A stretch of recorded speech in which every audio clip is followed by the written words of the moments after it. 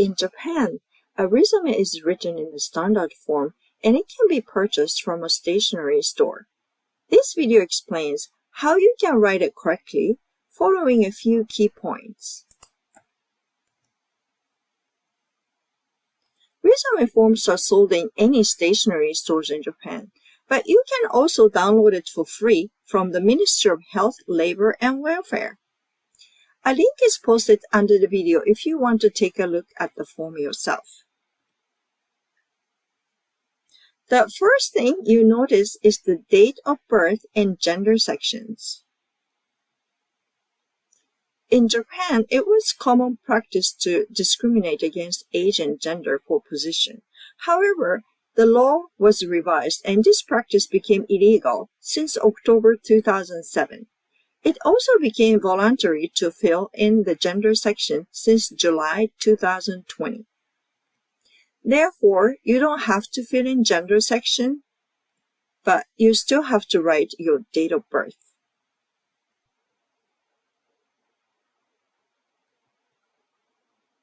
The standard way of writing dates in resume is based on Japanese year and month as a number. You should do so for your birth year too. Heisei 5年 means the fifth year of the Heisei era, which is 1993. You need to fill your current age too. Here it's written as Heisei 5年2月2日生まれ、満30歳.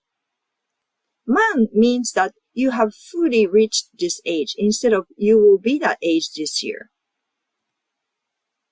You also notice the picture section. If you are sending or handing out the hard copy resume, they expect you to place a picture. If you are sending it by email, you do not have to attach a picture.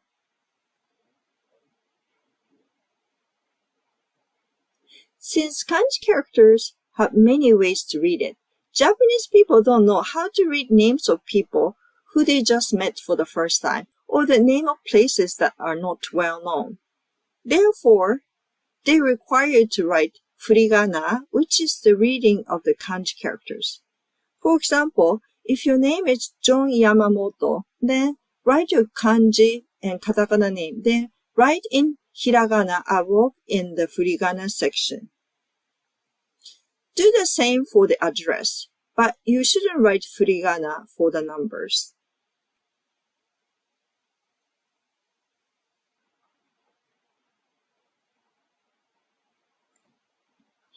In this section, you will only write the academic history and work history.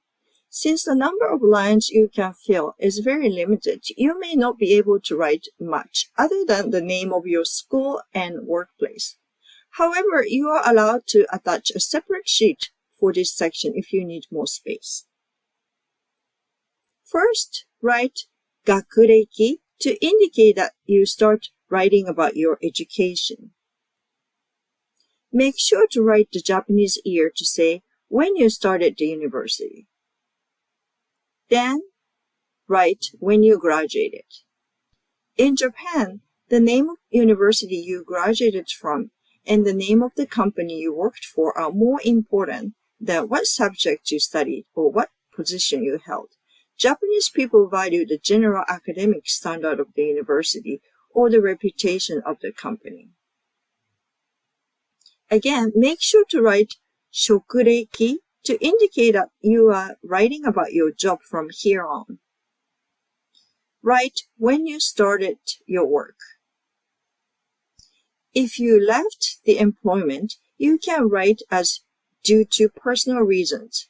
For that, you can write 一身上の都合により退職. Please note that we use 退職 for leaving a job.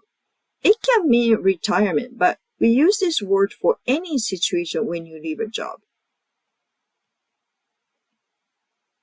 If this is the last entry for this section, then write 現在に至る, which means that this leads to the present situation. Then, also don't forget to write the end, which is 以上. You should write this in the next line and align to the right. Certification have values in Japan.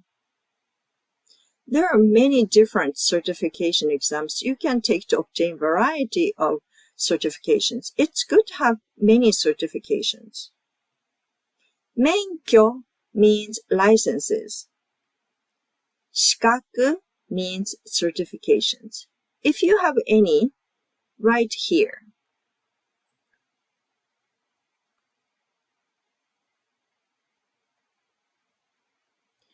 志望の動機、特技、好きな学科、アピールポイントなど means that you can write reasons for the application, skills, favorite subject, and key strength, and anything else about you.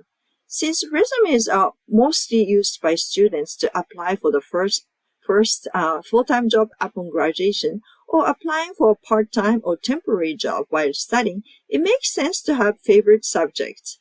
For adult applicants for the second or third job, it's not that important to write about your favorite subjects, but it doesn't hurt to write it if there is enough space to do so. This one says, 本人希望記入欄。特に給料、職種、勤務時間、勤務地、その他についての希望などがあれば記入。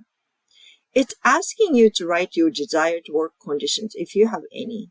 It may sound a bit odd, as you may think that you would apply for a position with all these conditions listed and match with your desired work.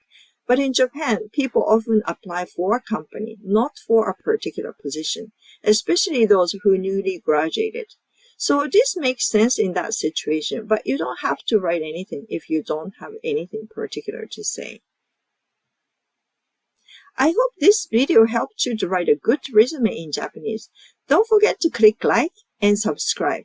If you have any requests for a topic you want me to cover, please write on the comment section below. Thank you for watching.